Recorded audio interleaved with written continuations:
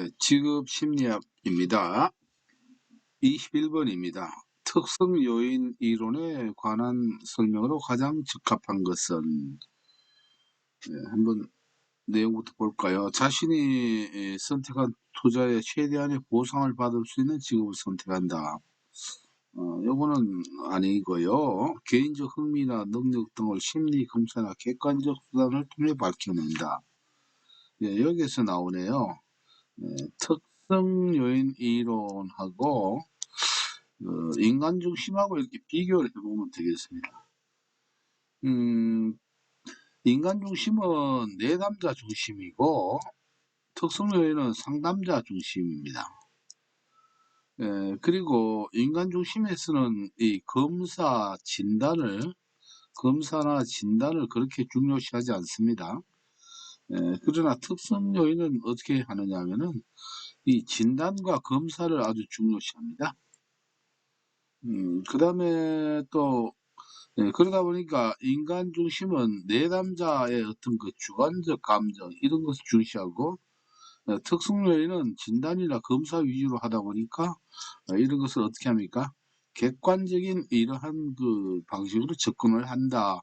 이렇게 비교를 하게 되면은, 바로 이게 특성 요인 이론에 관한 내용이 되겠죠. 개인적 흥미나 능력 등을 심리 검사나 객관적 수단을 통해서 밝혀낸다 이렇게 되어 있으니까 이게 맞습니다. 근데 항상 특성 요인에서는 검사나 이 객관적 또는 상담자 중심 이런 게 나오면은 특성 요인의 어떤 그 특징이 된다 이렇게 정리를 하시면 되겠습니다. 22번입니다. 직무에 대한 하위 개념 중 특정 목적을 수행하는 작업 활동으로 직무 분석의 가장 작은 단위가 되는 것은 이 직무의 하위 단위는 이제 과제가 됩니다. 그래서 요거는 이렇게 익히시면 돼요. 직업 다음에 하위 조직은 직무고 그 하위 조직은 과제가 된다겠죠. 23번입니다. 다음에 해당하는 스트레스 관리 전략은 예전에는 은행원들이 창구에 줄을 서서 기다리는 고객들에게 가능한 빨리 번호표를 제공하고자 스트레스를 많이 받았었는데 고객 대기표 시스템을 도입한 이후 이러한 스트레스를 많이 줄일 수 있게 되었다라고 되어 있는데 이 내용은 접근을 이렇게 하는 게 좋습니다. 이 스트레스 이론도 깊이 들어가면 여러 가지 복잡한데 그걸 다 익힐 필요가 없고요. 은행 창구가 나오면은 은행에는 어떻게 합니까? 돈을 출금하러 간다라고 해서 요거는 답을 은행 나오면 출처 지향적 관리 전략이다. 왜냐하면 동일한 문제가 이렇게 나오니까 이렇게 은행 나오면 출처다. 출금하러 간다라고 해서 출자를 기억하시는 게 좋습니다. 다른 무슨 이 관리 전략 이런 거 안 익히셔도 되겠습니다. 24번입니다. 인간의 진로 발달 단계를 성탐학 유세. 이건 슈퍼가 되겠죠. 이제 이런 건 우리가 보너스로 챙기면 되겠습니다. 25번입니다. 고용노동부에서 실시하는 일반 직업 적성 검사가 측정하는 영역이 아닌 것은 나오면 마스터 키가 기상과죠. 기계적성, 상황 판단력, 과학 적성인데 이번에 뭐가 나왔나? 이번에 상황 판단력이 나오죠. 이렇게 세 가지가 번갈아 가면서 나오는 것을 우리는 많이 앞선 문제에서 익혀 보았죠. 26번입니다. 직업 선택 과정에 관한 설명으로 옳은 것은 직업에 대해 정확한 정보만 가지고 있으면 직업을 효과적으로 선택할 수 있다. 정보만 가지고는 되지가 않죠. 주로 성년기에 이루어지기 때문에 어릴 때 경험에 영향이 없다. 어릴 때 영향력이 있죠. 개인적인 문제이기 때문에 가족이나 환경에 영향은 관련이 없다.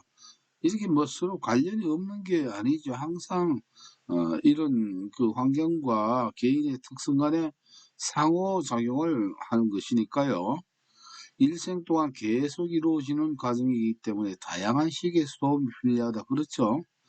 뭐 숙련기 직장을 선택해서 끝나는 게 아니고 때에 따라서는 이직을 할 수 있고 말이죠. 이렇게 되다 보면은 또 이때 이렇게 도움이 필요하죠. 직업은 평생 개념이 된다 이렇게 보시면 되겠습니다. 27번입니다. 직무 분석 방법에 관한 설명으로 옳은 것은 우리가 관찰법 있죠. 체면 관록 중질에서 관찰법. 관찰법은 실제 업무를 직접적으로 관찰함으로써 정신적인 활동까지 알아볼 수 있다. 이 관심법은 아닙니다. 정신적인 내용은 우리가 잘 모릅니다. 면접법을 사용하려면 면접의 목적을 미리 알려주고 편안한 분위기를 조성해야 한다. 그렇죠. 공포 분위기에서 면접을 보는 건 아니니까요. 네, 2번이 맞는 답이고, 설문조사법은 많은 사람에 대한 정보를 얻을 수 있지만 시간이 오래 걸린다. 설문지법 또는 질문지법이라고 하는데 이 장점이 뭡니까? 짧은 시간에 이렇게 얻을 수 있다, 할 수 있다. 왜? 질문지 쭉 나눠주고 회수하면 되니까 면접법이나 관찰법 이런 것보다는 시간이 짧다 이렇게 보시면 됩니다. 작업일지법은 정해진 양식에 따라 업무 담당자가 직접 작성함으로 정확한 정보를 준다. 네, 업무 담당자가 직접 작성하기 때문에 이 작업일지는 좋은 거는 이렇게 과장을 할 수 있고 뭔가 실수한 부분은 어떻게 해요? 이렇게 감출 수도 있기 때문에 정확한 정보를 준다라고 볼 수 없다 이렇게 마무리하면 되겠습니다. 28번입니다. 스트레스로 인해 나타날 수 있는 신체 변화로 옳지 않은 것은 호흡과 심장 박동이 빨라지고 혈압도 높아지겠죠. 부신성과 부신피질을 자극해 에피네프린, 이걸 아드레날린이라고 하는데 이게 생성이 됩니다. 어느 정도까지는 이게 잘 생성이 되기 때문에 어떻게 됩니까? 우리가 스트레스 일어나면 MU자에서 어느 정도까지는 이런 아드레날린이 생기기 때문에 효과가 있다는 뜻이겠죠. 네. 부교감 신경계가 활성화되어 각성이 일어난다. 네, 각성 좀 긴장을 하니까 각성이 일어나는 건 맞는데 이게 부교감 신경계가 아니고 교감 신경계가 되겠습니다. 그래서 여기 부자를 빼면 좋겠네요. 부신피질 호르몬인 코티졸이 분비된다 이렇게 되어 있습니다. 그렇습니다. 틀린 거는 요겁니다. 요거는 이렇게 동형 문제가 많이 나오니까 항상 부교감이 나오면 맞지 않다 이렇게 정리하시면 되겠습니다. 29번입니다. 로의 직업 분류 체계에 관한 설명으로 틀린 것을 찾으라고 했네요. 문장이 길죠. 2일의 세계를 8가지 장과 6가지 수준으로 구성된 2차원의 체계로 조직된 데서 86이 48 화투장을 기억하라고 했죠. 로우가 어릴 때 아이들하고 어떻게 해요? 화투놀이를 즐겼다. 원주상의 순서대로 8가지 장은 서비스, 사업상 접촉, 조직, 기술, 오개, 과학, 예술, 연예, 일반 문화 이렇게 8가지로 나눈 건 맞고요. 서비스 장들은 사람 지향적인 서비스, 교육, 봉사, 임상, 심리 및 의술이 포함되는 게 맞습니다. 자, 우리가 이 로의 분류체계 이걸 다 알려고 하지 마시고 답을 익히는 게 좋습니다. 왜냐하면 답은 4번에 나와 있어요. 우리가 답을 잘 기억할 수 있는 방법은 무엇이냐면은 여기 뭐 6가지 수준 레벨이라고 했는데 근로자의 직업과 관련된 정기와 책임 보수 훈련의 정도를 묘사하며 수준 1이 가장 낮고가 아닙니다. 수준 1이 가장 높습니다. 수준 6이 낮다. 그래서 1, 2, 3 이런 수준으로 되어 있습니다. 4, 5, 6. 그래서 요거는 이렇게 답을 기억하시면 되겠습니다.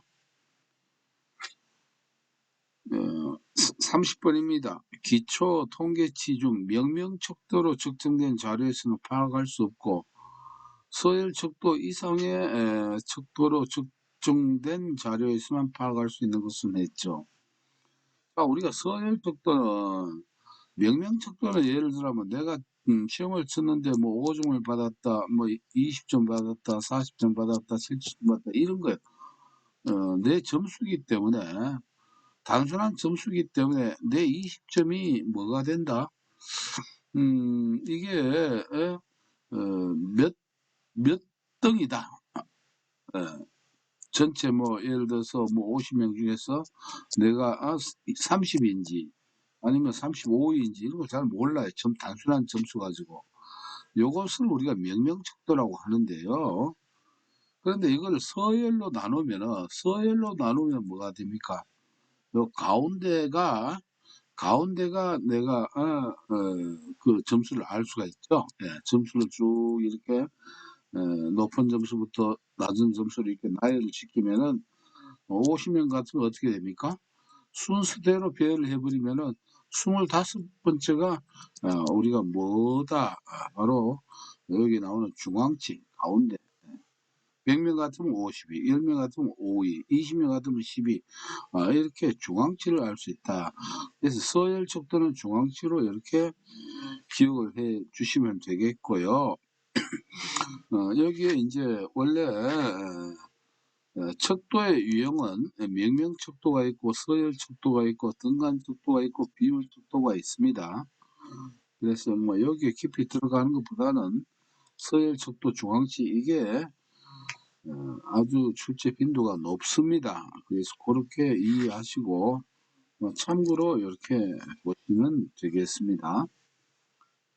31번입니다. 타당도에 관한 설명으로 틀린 것은 일단 타당도 하면 우리는 준구 안내를 떠올려야 되겠죠. 네. 준구 타당도, 구성 타당도, 안면 타당도, 내용 타당도가 되겠는데 자, 안면 타당도는 전문가가 문항을 읽고 얼마나 타당해 보이는지를 평가하는 방법이다. 바로 나오죠. 안면 타당도의 특징은 뭡니까?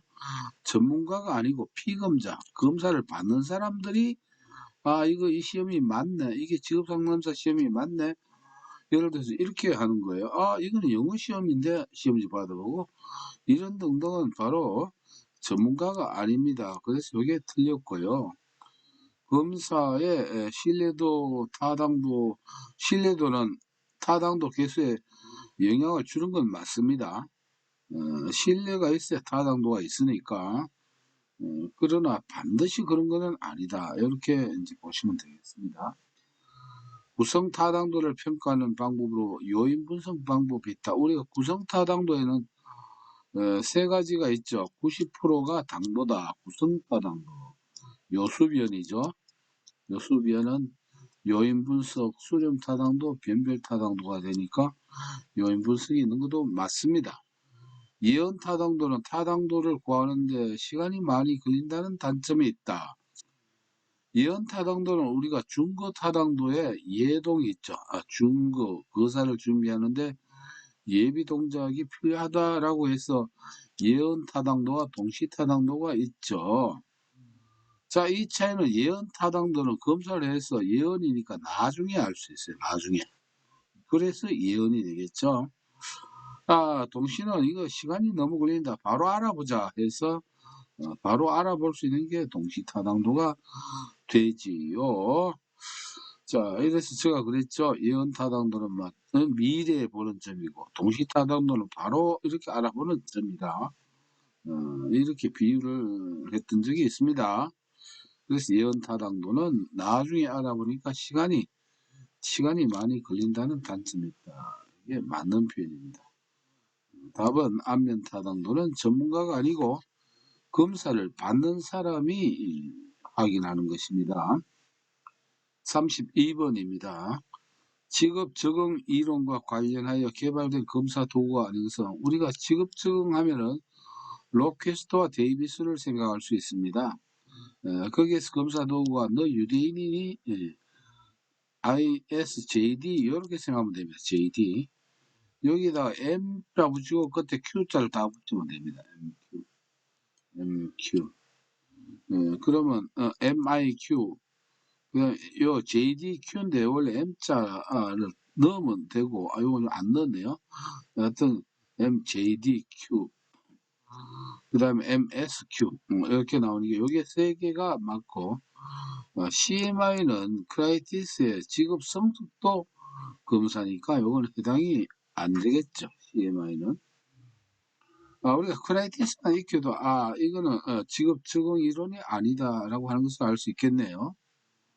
33번입니다. 진로 발달에서 맥락주의에 관한 설명으로 틀린 것은?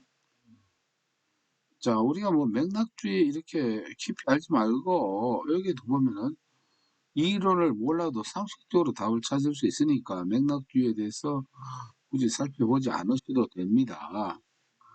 행위는 맥락주의의 주요 관심 대상이다. 개인보다는 환경의 영향을 강조한다. 이런 게 이제 틀리죠. 뭐보다는 뭐다. 네, 맥락은 개인과 환경 간의 그 맥락을 보는데 환경의 영향을 강조하는 것은 맞지가 않습니다. 이렇게 항상 뭐보다 뭐 심리적 특성보다 뭐가 이렇게 환경을 중요시한다. 이게 다 상호작용이라고 하는 것을 기억해 주시면 되겠습니다. 2번이 틀린 표현이 되죠. 뭐 나머지는 3, 4번은 그냥 읽어 보시면 되는 내용입니다. 34번입니다. 다음은 홀랜드의 어떤 직업 환경에 관한 설명인가? 자, 노동자, 농부, 트럭 뭐 이렇게 하면 이거는 현실적 환경이죠. 네. 환경을 따질 때는 우리가 현실적 환경이 되겠죠.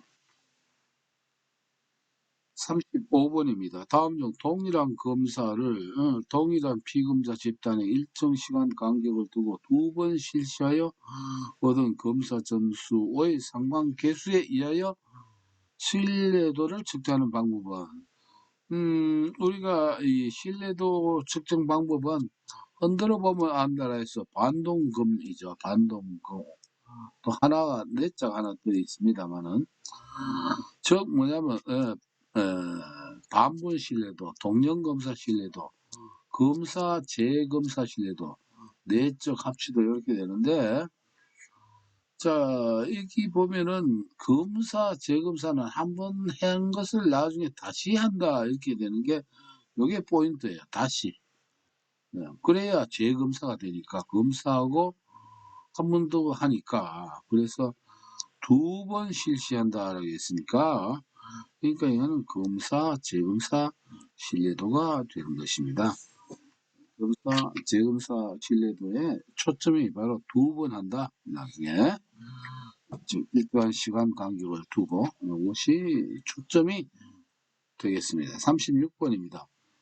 경력 진단에 관한 설명으로 틀린 것은 했습니다. 이 문제 자주 나오는데 여기에서 CDS면 경력 결정 검사, 그 다음에 개인 직업 상황 검사, 능력 개발 검사 이렇게 쭉 나와 있는데 왜 경력 태도 검사가 이게 맞지가 않습니다. 요거는요. 요거는 정확히 말하면 여기 보십시다. 직업 선택에 필요한 정보 및 환경, 개인적인 장애가 무엇인지 알려준다 이렇게 돼 있는데 요거는 경력 태도 검사 아니고 정확히 굳이 이것까지 알아서 복잡하게 하지만 이거는 경력 신년 검사입니다. 진로 신년 검사라고 하는데 이게 경력 태도 검사 아니고 경력 진로 신년 검사라고 이렇게 보시면 됩니다. 그래서 이거는 태도가 보십시오. 태도는 직업 선택에 필요한 정보 및 환경, 개인적인 장애가 무엇인지 알려줍니다. 장애 알아보고 정보 환경 이건 태도하고는 상관이 없죠. 요거는 특별한 문제는 특별하게 답을 익히는 게 좋겠습니다. 37번입니다. 다음은 질적 측정 도구 중 무엇에 관한 설명인가? 질적 측정과 양적 측정인데 양적은 검사 결과를 데이터 수치로 표현할 수 있는 겁니다. 그러나 질적 측정은 도구는 수치로 표현을 못하는 것이죠. 원래 가족 치료에 활용하기 위해 개발되었는데 기본적으로 경력 상담 시 먼저 내담자의 가족이나 선조들의 직업 특징에 대한 시각적 표성을 얻기 위해 도표를 만들었다. 앞서 문제에서 이게 소시오그램이라고 해서 틀린 답이 나왔죠. 소시오그램. 네. 이게 뭐였다고요? 이게 직업 가계도는 제노그램이라고 했습니다. 제노그램. 그래서 이게 제노그램 혹은 직업 가계도가 되겠습니다. 여기 나왔네. 앞에 16번, 9-16번 문제에서 우리가 다뤘던 문제가 됩니다. 크럼볼트의 사회학습 이론에서 진로 선택에 영향을 미치는 요인을 모두 고른 것은 했네요. 크럼볼트 하면 유망한 환경학과 해서 유환학과가 되겠죠. 그래서 유전적 요인, 환경 조건과 사건, 학습 경험, 과제 접근 기술, 유한학과 다 나왔네요. 그러면은 4번이 답이 되겠습니다. 39번입니다. 셀리가 제시한 스트레스 반응 단계. 우리가 일반 적응 증후군이라고 이건 뭐 GAS라고도 합니다. 반응 단계를 순서대로 바르게 나열한 것은 했죠. 이것은 우리가 경저탈로 항상 많이 익혔던 것이죠. 경저탈, 탈진의 별명이 소진이다. 해서 경저탈 이렇게 보면 됩니다. 40번 문제입니다. 조직 구성원에게 다양한 직무를 경험하게 함으로써 여러 분야의 능력을 개발시키는 경력 개발 프로그램은 뭐 이거는 우리가 몰라도 알 수 있지. 직무 순환, 순환 보직을 하면 어떻게 됩니까? 다양한 직무 경험해서 능력 개발 되겠죠. 직무 순환이 되겠습니다. 여러분 지금 심리학은 그렇게 난이도가 그렇게 어렵지는 않습니다. 그러나 특별한 부분은 답을 외우는 쪽으로 하면은 시험에 좋은 결과를 얻을 수가 있겠습니다.